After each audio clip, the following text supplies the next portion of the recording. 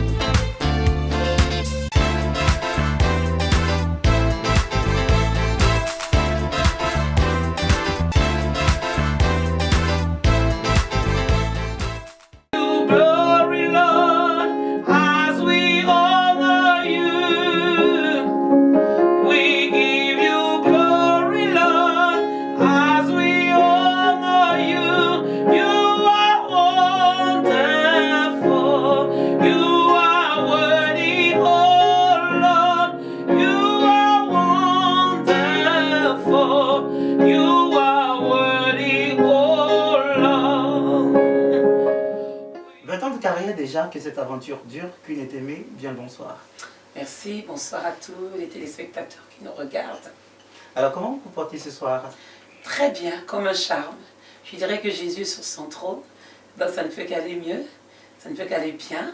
20 ans, c'est pas 2 jours. C'est pas 2 jours. Et je mesure la grâce qui est sur moi. Alors comment est-ce que l'aventure commence pour qu'on soit là, pour qu'on soit Queen Eteme aujourd'hui? L'aventure commence déjà par le privilège d'avoir été, comment dire, enfanté, si on peut dire ça comme ça, par 2 parents merveilleux, étant l'aîné d'une fratrie de 6 enfants, parce que nous sommes 6, 3 garçons, 3 filles, et je suis l'aîné. Donc ça a été une aventure merveilleuse dans une famille plutôt cool, mais une famille de mélomanes, et c'était là qu'est venu le virus. Donc c'est dans les gènes alors? Oui, puisque papa était vraiment un mélomane et à la maison, nous avions une discothèque où il y avait toutes sortes de musique, salsa, bossa, musique classique, gospel, toutes sortes de musique. Et c'est comme ça qu'est venu le virus de la musique. Alors Queen qui part à Paris dans le but de poursuivre ses études, qui là-bas est quelque part en train de faire les chœurs et tout ça. Comment est-ce que cela s'appréhende en fait?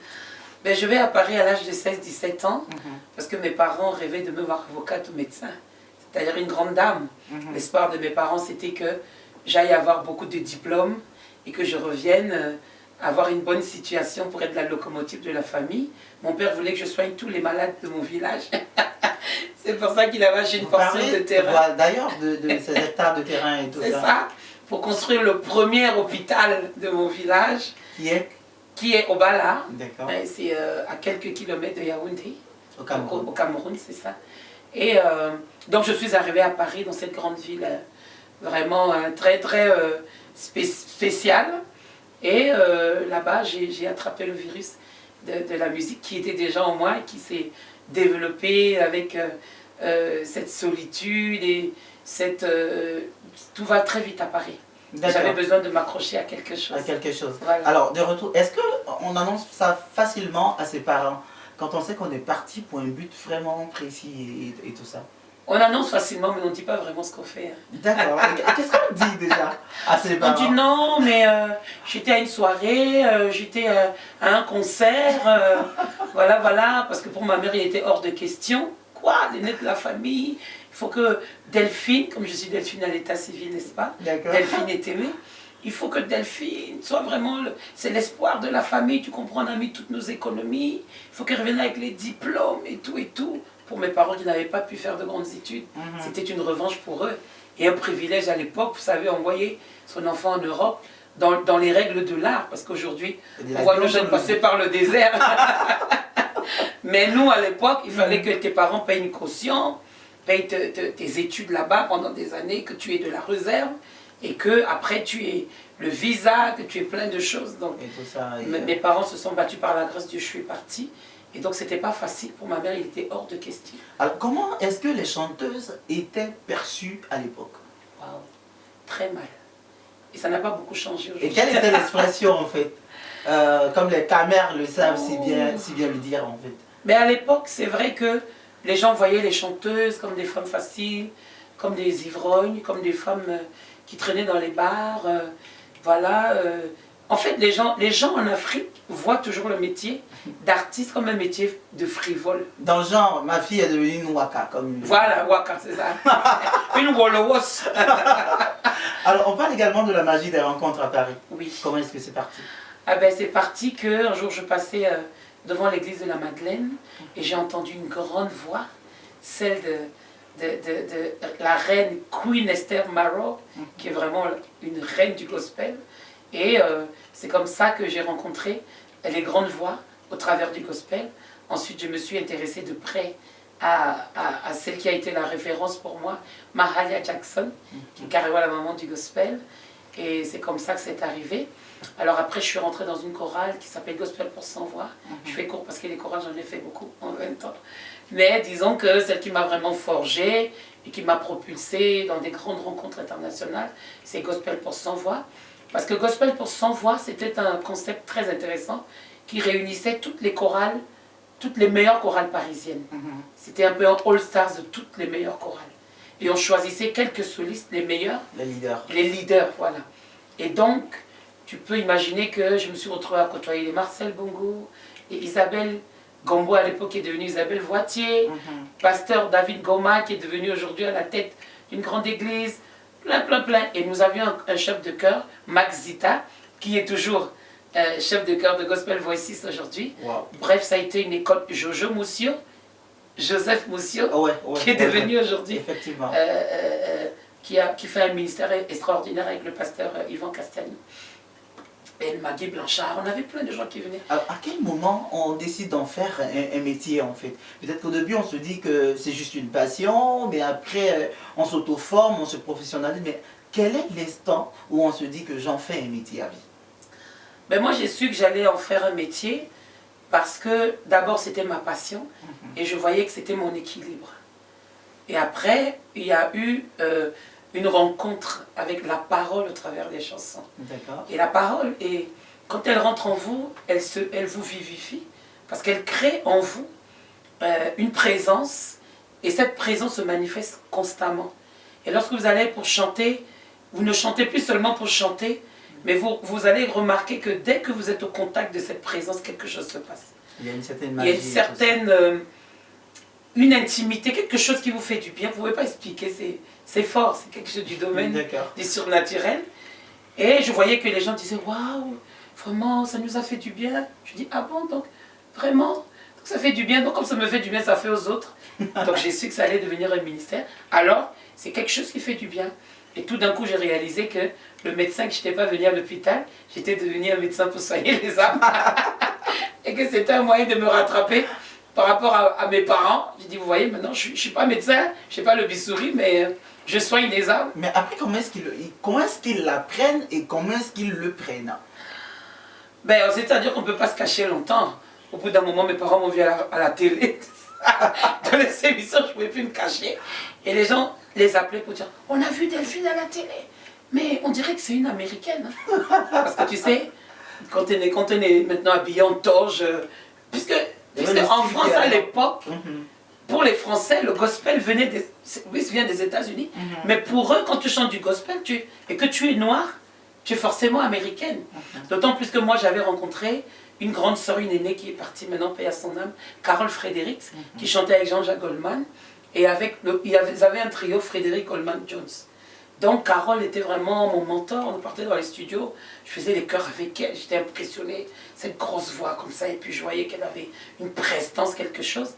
Et pour les gens, j'étais américaine, de la manière dont je chantais et tout. Et donc un jour, mes parents ont appris que les gens me voyaient à la télé. Ils n'y croyaient pas jusqu'à ce qu'ils le voient d'eux-mêmes, de leurs propres yeux.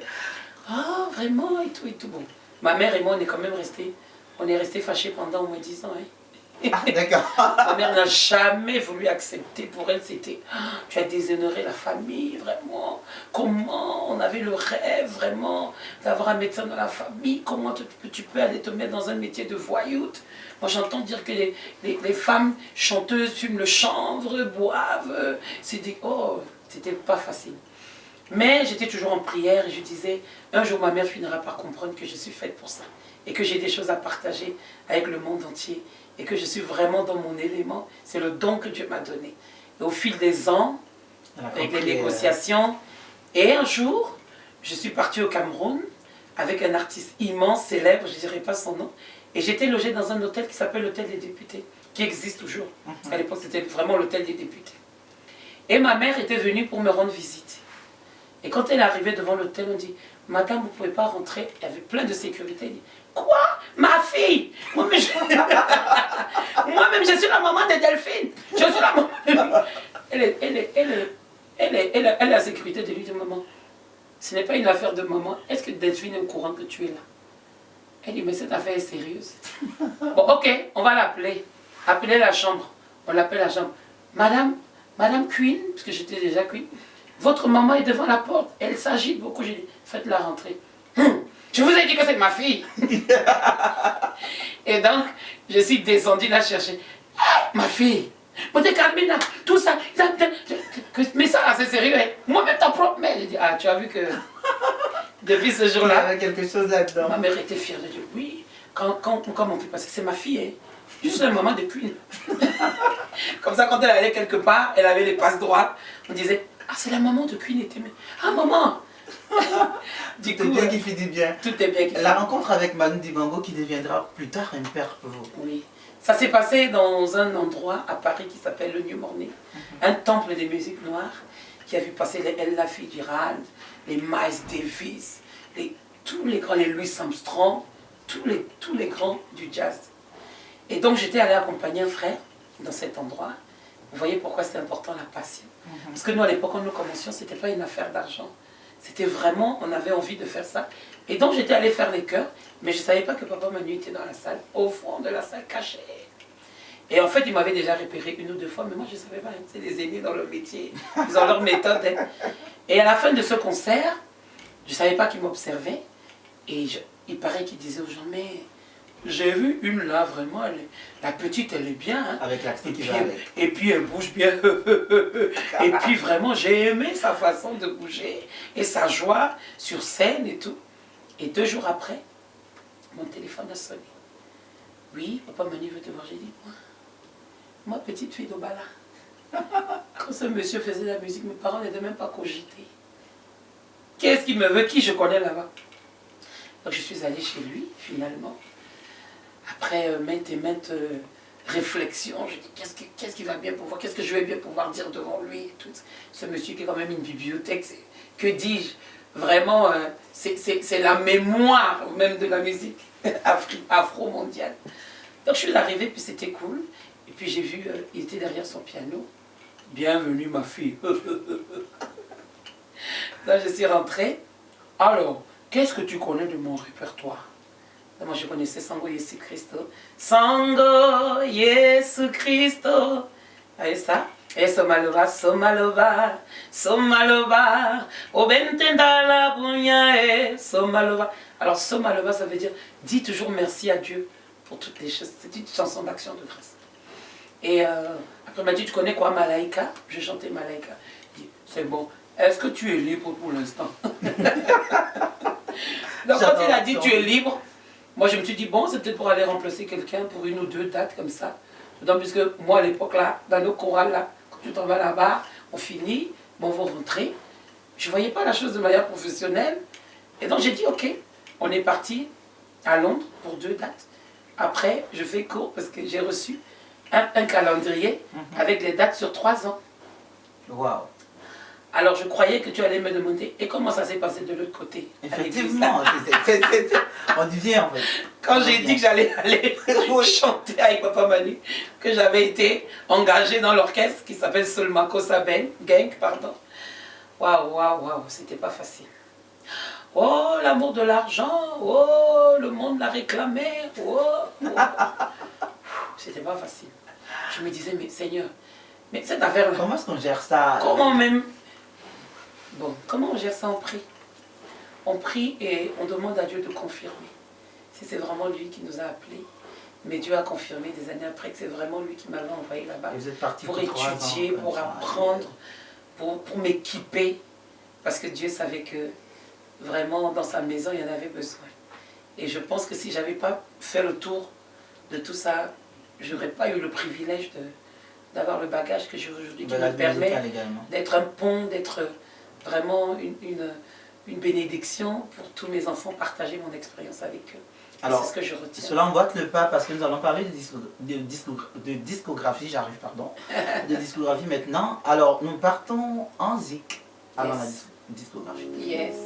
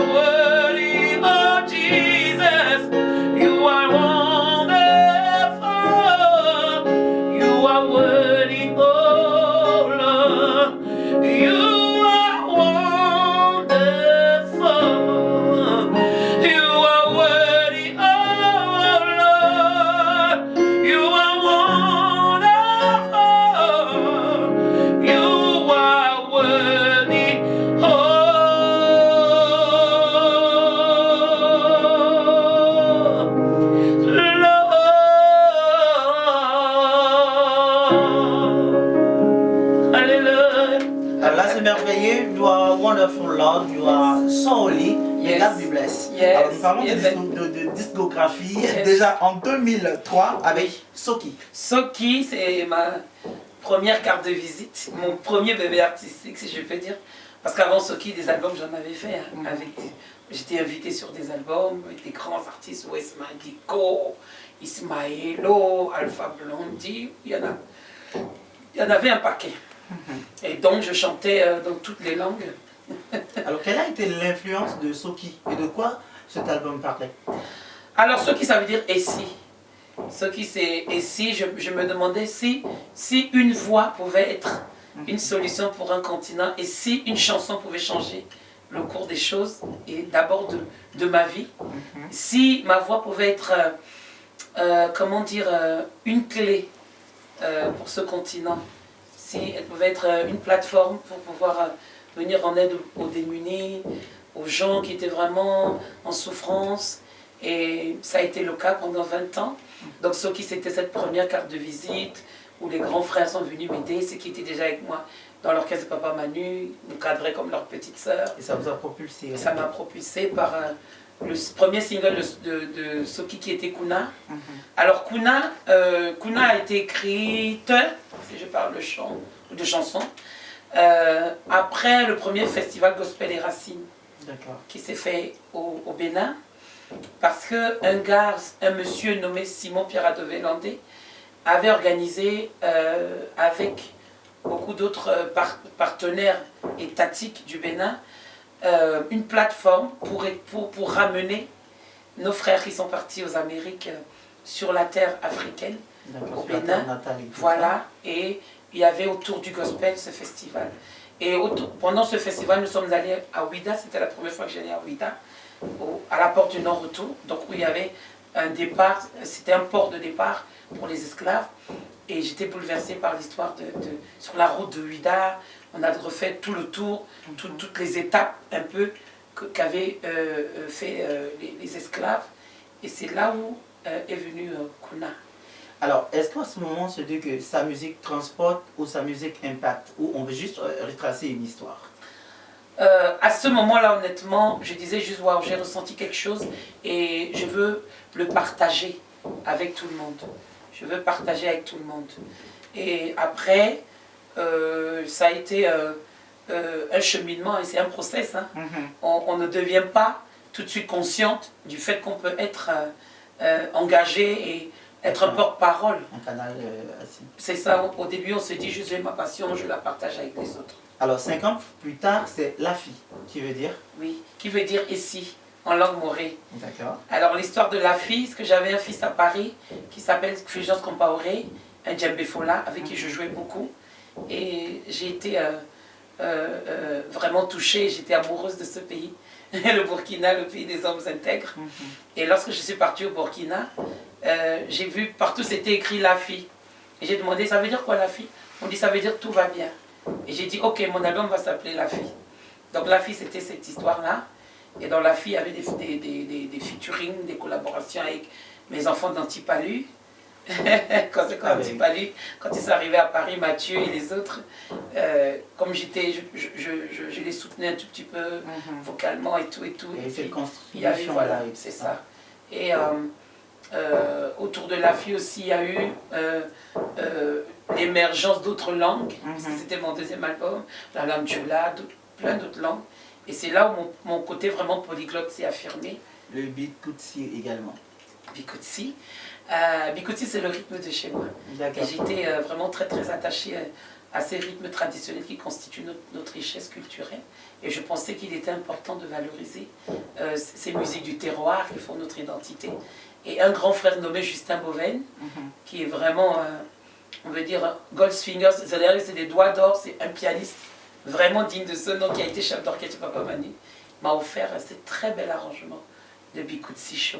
D'accord. Alors, au troisième album, on quitte les francophones, on repart avec Amazing Encounter. Pourquoi? Amazing Encounter. Parce qu'en 2009, je suis rentrée en Afrique. C'était vraiment un appel, là, l'appel devenait vraiment sérieux. Et Dieu m'a dit, tu rentres en Afrique. Honnêtement, beaucoup de personnes ne comprenaient pas. Que du jour au lendemain, je dis, je vais rentrer en Afrique. Mais qu'est-ce que tu vas aller faire en Afrique? Tu connais personne là-bas. Ça faisait combien d'années déjà? Ça faisait déjà plus de 20 ans. Donc personne ne comprenait subitement comme ça pourquoi je voulais rentrer en Afrique. Et donc c'était pas facile aussi. Et donc je me suis isolée en banlieue et je côtoyais plus beaucoup de personnes. J'étais vraiment en isolement, comme quoi quand Dieu veut t'appeler, tu t'isoles toujours. Parce qu'à chaque fois que je rencontrais quelqu'un, je disais, est-ce que tu as bien réfléchi? On prie pour toi, on sait que c'est une décision que tu as prise, tu vois, sur un coup de tête. Et comme je ne voulais pas que les gens me ramènent à cette décision, parce que Dieu m'avait déjà dit plusieurs fois et je luttais. Et je voyais que je tournais en rond et rien ne marchait. Et je savais que j'étais comme Jonas, que cette fois il fallait que j'y aille. Mais je n'avais pas beaucoup de gens autour de moi qui m'aidaient. Les gens pensaient que j'étais un peu déprimée, que ça allait me passer. Et donc je me suis isolée. Et pendant mon isolement, j'étais beaucoup en train d'écouter une sœur qui s'appelle Marie Missamou. D'accord. J'écoutais beaucoup Marie Missamou. Et c'est pendant une nuit quand j'étais en train de méditer, j'écoutais Marie Missamou, que j'ai entendu. Va en Afrique parce que là-bas, j'ai un champ de moisson vraiment énorme pour toi.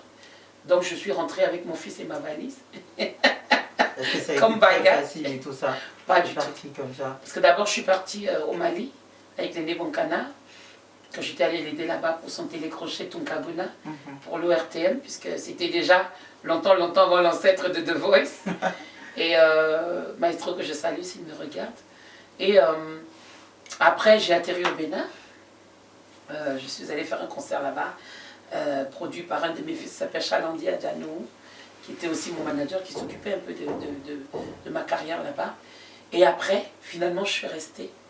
Je suis restée au Bénin parce qu'en préparant ce concert, j'étais dans une radio qui s'appelle Cap FM et je parlais du concert et un homme de Dieu nommé Elvis Dagba était dans sa voiture, m'avait entendu chanter Amazing Grace.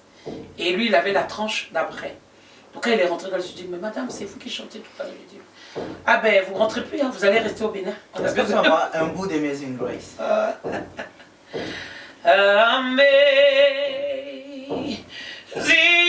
Grace, how sweet the sound that saved a wretch like me. Oh Lord, I once was lost, but now I'm found.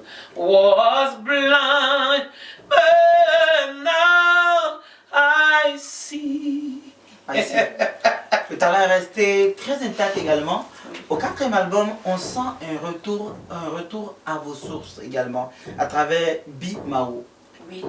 D'abord, ce que j'ai oublié de dire, c'est que quand j'ai rencontré Elvis Dagba, là c'était vraiment la consécration pour l'appel. Ça a commencé vraiment fort, parce que à ce moment-là, j'étais entre l'église, la méditation, la parole. J'ai vraiment commencé à m'ancrer dans la parole.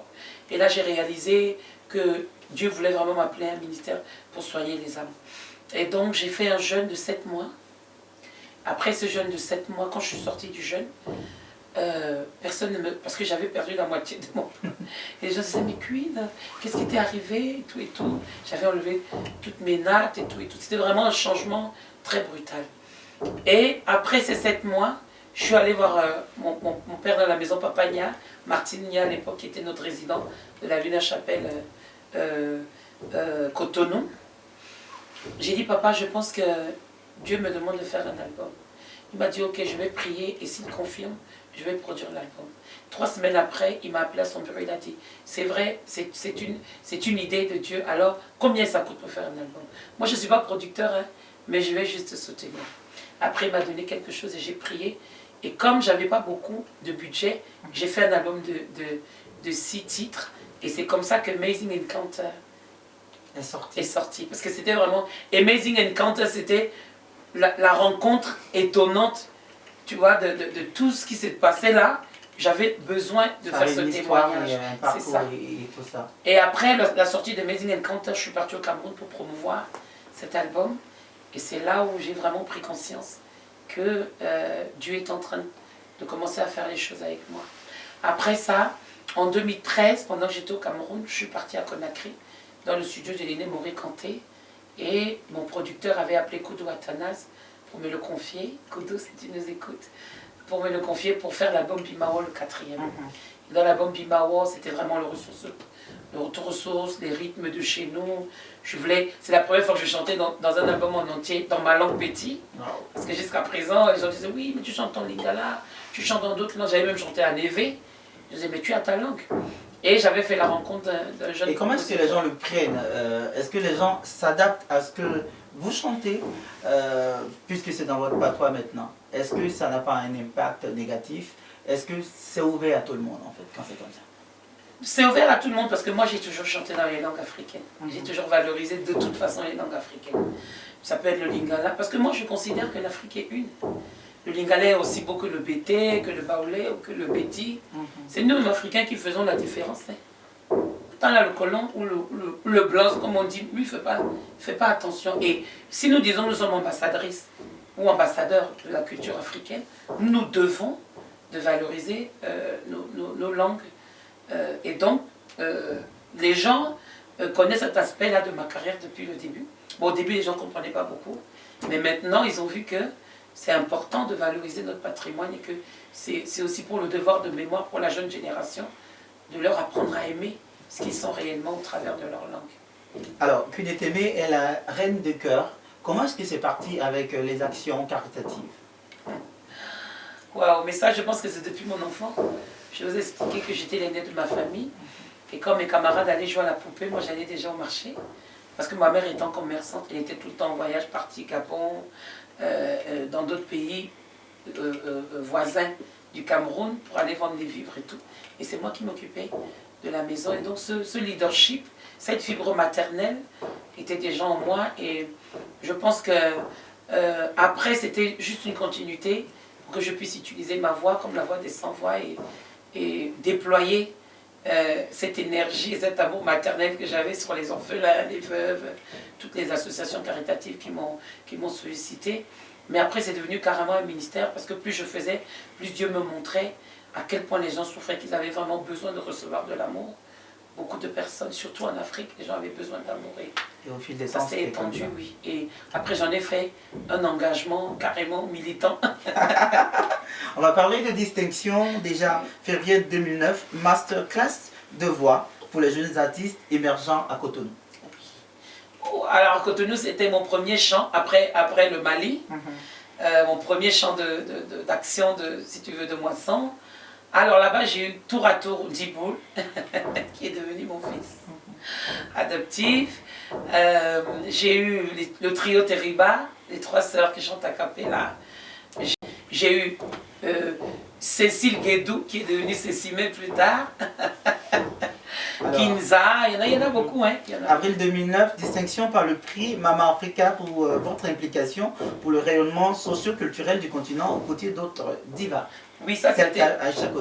Oui, ça c'était à Lomé avec Tante Aïcha Koné, Tante Aïcha, je te salue. Avec il y avait Monique Seka, il y avait on était nombreuses, hein, beaucoup de divas. Oui, c'était un prix qui nous encourageait en tant que comment dire, Amazon engagée pour le bien-être du continent et pour nos actions pour le bien-être de la société. Alors en mai 2009, présidente du jury et coach vocal dans le cadre de Tunkaguna. J'ai déjà parlé de Tunkaguna. Et en 2014, d'abord en 2013, je suis venue, non en 2010 d'abord, après ça je suis venue à Abidjan parce que j'étais la guest star de l'événement de ma sœur Chantal Taïba, le Bagnon, Côte d'Ivoire. Et juste après, la guerre a commencé. Et j'ai été privée d'Abidjan jusqu'en 2013, jusqu'à ce qu'un producteur m'appelle avec Les Divas chantent le sage, le fameux chant de paix. Après donc la guerre, c'est un chant de réconciliation où il y avait Thérèse Tabat, Maman à la Thérèse, il y avait moi, il y avait Nayanka, il y avait Chantal Taïba, Tante Aïcha Koné, Reine Pélagie. Vraiment, ce producteur avait à cœur de regrouper toutes les mamans qui ont connu l'époque du fouet et ce message de paix. Et c'est comme ça que les divas chantent le sage est né. Et après, en 2014, ben, je suis arrivée. Et après Star Karaoke, puisqu'après j'ai été sollicitée par la RTI pour le télécrochet Star Karaoke. Et après Star Karaoke, ben, j'ai décidé de rester en Côte d'Ivoire et de monter une structure capable de prendre en charge tous ceux qui ont pour instrument de travail la voix qui s'appelle l'Institution panafricaine de la voix, donc l'IMPAV. D'accord. Nous parlons également du Festival du Balafon. Oui. Alors, Festival Balafon, ça c'est quand j'étais au Bénin. Un jour, pendant que j'étais la programmatrice artistique d'un espace culturel qui s'appelle l'espace Chief, parce que là-bas j'avais rencontré un plasticien qui s'appelle Chief, Tiapé, et donc nous avions décidé d'avoir cette plateforme pour que les artistes viennent s'exprimer. Et moi j'en étais la responsable de programmation, donc comme j'avais un carnet d'adresses, je faisais venir les Henri Kikongué, les King Benza, tous mes frères avec qui j'avais presque évolué comme ça. Et après ça, un jour, les gens sont venus me voir pour dire « Ah, maman, on veut faire un festival qui s'appelle Balafon, on veut que tu sois la directrice artistique du festival. » Et c'est comme ça que Balafon est parti. Et effectivement, à Cotonou, Papa Manu est venu en tant que parrain du festival. C'est la première fois que je le recontactais. Maintenant, de l'autre côté. et Néné Boncana, Robert Brazza, Monique Seka. Et c'est la dernière fois d'ailleurs que maman Bébé Manga est sortie, c'était son dernier voyage avant qu'elle ne parte. Et il y avait beaucoup, ouais, on était nombreux. C'était vraiment un moment extraordinaire. J'en garde de très très bons souvenirs. Alors quand on a fait autant de parcours en 20 ans, autant de personnes et de personnalités, autant de scènes, quand on revient à sa propre personne, quelle est l'estime qu'on a de soi? Ben, une fierté et surtout une reconnaissance. Parce qu'on se rend compte que, moi je ne pense pas que je sois mieux que les autres, je pense juste que j'ai eu beaucoup de grâce, que la main de Dieu a vraiment été sur moi.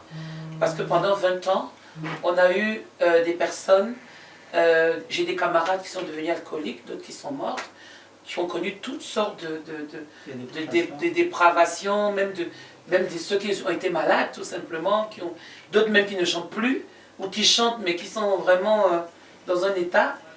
Et les gens à chaque fois qu'ils me voient, ils me demandent « Mais comment tu fais à 48 ans ?» Parce qu'on dit une femme ne donne pas son âge, mais moi je donne mon âge.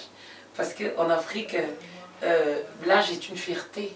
Pour dire aux jeunes que l'âge, c'est ça. Et non seulement sans que on peut rester jeune dans sa tête, c'est un état d'esprit. La jeunesse est un état d'esprit. La jeunesse est un état d'esprit. Et que pour rester jeune, il y a beaucoup de choses. Par exemple, moi je ne bois pas. Je bois que des jus naturels, je ne prends pas d'alcool, je ne fume pas, je ne sors pas dans les endroits enfumés, je travaille beaucoup. Les gens vont dire, mais oui, mais quand tu travailles beaucoup, tu t'épuises. Non. Quand tu travailles sous onction, tu ne t'épuises pas, tes forces se renouvellent. On parle également d'un single avec Shaolin. Oui. Alors, le single avec Shaolin, ça c'est arrivé dans le 5e album, qui s'appelle A New Day for Africa. Alors, comment est né A New Day for Africa? Nous sommes partis, puisque je suis également femme leader, hein, je suis beaucoup impliquée sur les plateformes de leadership féminin, pour la cause des femmes, l'autonomisation des femmes et des jeunes, vraiment les droits des femmes, leur insertion sociale, il y a beaucoup de choses. Et en 2017, il y avait le 8e congrès mondial des femmes d'Afrique et de la diaspora à Conakry, qui était sous le haut patronage du président Alpha Condé, qui était alors aussi président en exercice de l'Union africaine. Et donc c'est comme ça que nous sommes partis à Conakry. Et il y avait l'histoire de la Libye, ces vidéos choquantes où on voyait nos enfants, nos frères vendus, revendus, et tout le monde en parlait, c'était vraiment un tollé. Et un soir, je suis rentrée dans ma chambre, j'ai dit, Seigneur, il faut que je fasse quelque chose. Il faut que je redonne aux jeunes Africains de l'espoir, leur dire qu'ils sont beaux, que l'Afrique est belle grâce à nous tous, et qu'ils n'ont pas besoin d'aller mourir dans le désert, dans ces bateaux de fortune, alors que nous avons tout.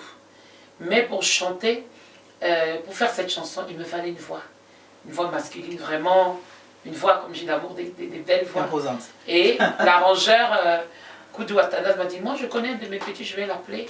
Il a appelé Shaolin. Et quand Shaolin est arrivé en studio, j'ai vraiment su que c'était la voix qu'il fallait. Parce que dès qu'il a posé sa voix, dès les premières notes, j'ai su que c'était lui. Et c'est comme ça que nous avons enregistré Children of Africa. Et après, c'était vraiment un chant qui a fait beaucoup de bien à la jeunesse. Pour dire vraiment, on est content qu'on ait des icônes ou des aînés, qu'on ait des repères, des gens qui nous parlent de l'Afrique de manière positive, mais qui ne parlent pas de l'Afrique telle que les médias occidentaux la montrent. C'est-à-dire l'Afrique des deuils, des vols, de la misère, tu vois, non? Donc, il faut vendre de l'espoir c'est ça. Et tout ça. Et beaucoup de jeunes se sont engagés pour bâtir, comment dire, pour édifier l'Afrique, construire cette Afrique positive, cette Afrique où les jeunes se prennent en main. Et je suis très fière. Alors, vous comparez vos 20 ans de carrière, à quoi doit-on s'attendre et quelles sont les dates? Mais on doit s'attendre à ce que je sois, j'ai toujours égal à moi-même. Ça, c'est une grâce aussi. Les gens me disent, mais maman Queen, depuis des années, comment tu fais pour rester la même? Tu es resté même teint, même forme, même truc. Je dis, mais quand tu as la révélation de qui tu es, finalement, tu laisses juste l'esprit t'amener là où tu dois aller. Donc les gens doivent s'attendre à venir voir moi, Queen est aimée, 20 ans après, mais toujours la même. Mais les gens doivent s'attendre à venir recevoir mon témoignage, le témoignage de mon parcours, de ce que Dieu a fait, de ce que Dieu est capable de faire dans une vie, de comment Dieu est capable de te mettre de côté. Tu as l'exemption, quand tu as la marque et la main de Dieu sur toi, Et qu'est-ce que Dieu a permis qu'au travers de ma petite personne, je puisse, comment dire, être une source de bénédiction pour la gloire de son nom. Et il y a maintenant une armée, tous ces jeunes. Parfois, je suis étonnée. Parfois, je me dis, tout ça, j'ai fait tout ça. Mais c'est par la grâce de Dieu. Une date? Une date, le 19 juillet 2019. Un lieu? Un lieu, la librairie Siloué, la salle de conférence de la librairie Siloué à Cocody. 1 heure. 1 heure, 15 heures. Alors, des projets? Des projets, waouh, il y a déjà la promotion de ce 6e album, nous y sommes, qui sort, qui s'appelle Amazing Experience. Alors, Amazing Experience, c'est vraiment le début. La somme des expériences. C'est la somme, et 20 ans, je me suis dit, ok Seigneur, avant, je faisais ton travail à plein temps, maintenant je peux y aller. À mi-temps, maintenant je peux y aller à plein temps. Parce que je suis au tournant, dans la maturité. J'ai fait beaucoup d'expériences, mais je pense que maintenant, je suis assez mûr, et spirituellement, et sur tous les domaines, pour vraiment pouvoir impacter les vies et être au service de l'Afrique, de la communauté, personne par personne. Et cet album Amazing Experience parle de ça, de mon parcours, mais aussi de ma rencontre avec Dieu, de comment marcher avec Dieu, de comment il te bâtit pas à pas, et comment il faut être patient, il faut être sensible à la direction de l'Esprit. Et c'est aussi pour remercier tous ceux qui ont été là avec moi, pour leur dire, vous n'avez pas transpiré pour rien. Vous voyez, je vous fais honneur, et je continue à égayer vos cœurs et à vous soutenir. Et je me suis beaucoup engagée dans les ministères aussi, parce que je me suis rendu compte que les hommes de Dieu, vraiment, ils souffrent beaucoup. Ils ont besoin de soutien, de la formation, même soutien dans les prières, de la louange, dans les programmes. On veut vraiment que le gospel francophone aille à notre niveau, et nous voulons atteindre des standards francophones comme au Canada, partout, et ça demande beaucoup de dons de soi et beaucoup de travail. Vous aimez les réseaux sociaux? Waouh, j'ai un très mauvais rapport avec les réseaux sociaux, malheureusement.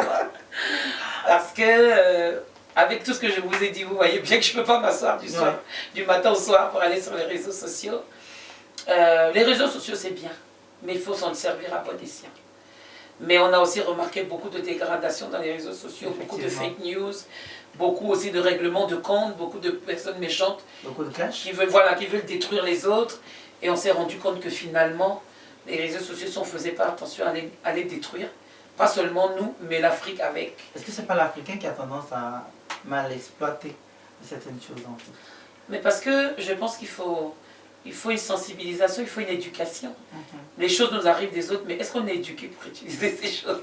Parce que ce qu'on utilise mal peut devenir un problème. Donc, moi, je suis souvent assez étonnée, effarée, que dans les mêmes réseaux sociaux, tu as toutes sortes de connaissances. Moi, je remarque, par exemple, dans le groupe WhatsApp de la chorale, puisque je suis responsable des chœurs de la chorale de Winner-Chapelle, Côte d'Ivoire, au siège, et aussi responsable de toutes les chorales de la jeunesse. Autant dire 24 églises, c'est pas rien. Mais j'ai remarqué qu'à chaque fois que tu envoies par exemple des exercices vocaux ou un travail à faire, personne ne clique. Mais tu auras 50 messages. Oui, comment tu vas? Le Congo ça. Le Congo ça. Voilà. Donc je me dis, est-ce que nous les Africains, on n'a pas un peu de tendance à ça? Congo ça, alors que les autres, ils utilisent ça pour travailler, pour faire des recherches, pour écouter d'autres messages, pour s'équiper, tu vois. Et je pense que c'est un travail qu'on doit faire au quotidien, impliquer les gens dans la prise de conscience que les réseaux sociaux peuvent être bénéfiques pour nous en Afrique, seulement si nous nous en servons à bon escient. Alors déjà quelques minutes que nous égrenons votre parcours, que nous prenons vraiment plaisir à discuter. Un mot de fin pour toutes ces personnes-là qui aiment la personne que vous êtes et surtout qui aimeraient avoir un parcours aussi atypique que vous. Wow. Ben, je leur dis que je les aime. Je demande à Dieu de bénir tous ceux qui me soutiennent depuis le début et qui aiment ce que je fais. Moi, je suis juste un canal. Je leur dis de ne pas trop regarder à ma personne, mais de regarder à ce que Dieu est capable de faire au travers de moi et de profiter de chaque minute. Et aussi de vraiment mettre dans les mains de Dieu tout ce qu'ils veulent faire. Parce que honnêtement, je vous dis la vérité, ce n'est pas par ma propre force que j'ai tenu 20 ans. Parce que dans une carrière, il y a des hauts et des bas. Dans une carrière, on a des amis, on a aussi beaucoup de détenteurs ou des détracteurs de détenteur de mensonges Alors, ou de détracteur de ma plao, comme je les appelle, mes enfants rient toujours quand je dis ça. Mais comment tu fais pour être face à ça? Si la bonne main de Dieu n'est pas sur toi pour te donner tantôt la sagesse, tantôt même c'est Dieu qui prend ton combat, tantôt Dieu te dit reste en silence, ne dis rien, et puis les gens sont dans la confusion. Parce que quand on est une boule d'énergie et qu'on a l'onction de Dieu sur soi, c'est pas toujours bien perçu par les autres. Parce que les autres disent que c'est toi qui fais ton malin, alors que toi tu n'es que un instrument et tu fais ce que Dieu te demande de faire. Donc comme il y a une incompréhension, qu'en Afrique, beaucoup de personnes aiment embrasser un domaine parce que l'autre le fait. Donc comme ça crée beaucoup de frustration. Beaucoup de gens en fait ont du mal à identifier leur appel. Donc ça fait que ça crée beaucoup de frustration. C'est ça. Ils n'ont pas leur propre vision de ce qu'ils sont censés faire sur cette terre. Donc c'est un appel à connaître sa propre destinée. C'est très important d'avoir une vision, de savoir ce pourquoi on est né. Vous voyez, moi je tiens aussi depuis 20 ans à cause de ça. Moi quand je vais chanter ou quand je vais enseigner, former une chorale, je ne sais pas, je ne considère pas que je travaille. Et c'est ça qui garde ma passion intacte. Ma passion intacte depuis 20 ans. Et la passion est comme ton carburant. Ce qui ne te passionne pas, tu ne peux pas t'épanouir dedans. Ça devient plutôt un fardeau, une frustration. Donc, merci infiniment. Merci à toi. Alors merci à Carl Drogon qui a bien voulu travailler sur cette production. Merci à toutes ces personnes-là qui nous ont chapeautés, qui nous ont aidés, qui nous ont pouponné, qui ont maquillé Maman Queen et tout ça. Moi je retiens qu'il est important de connaître sa destinée. Ce n'est ni par la force, ni par la puissance, mais c'est par le Saint-Esprit qu'on fait tout. Prenez toujours soin de vous. Bye bye. Bye bye, shalom.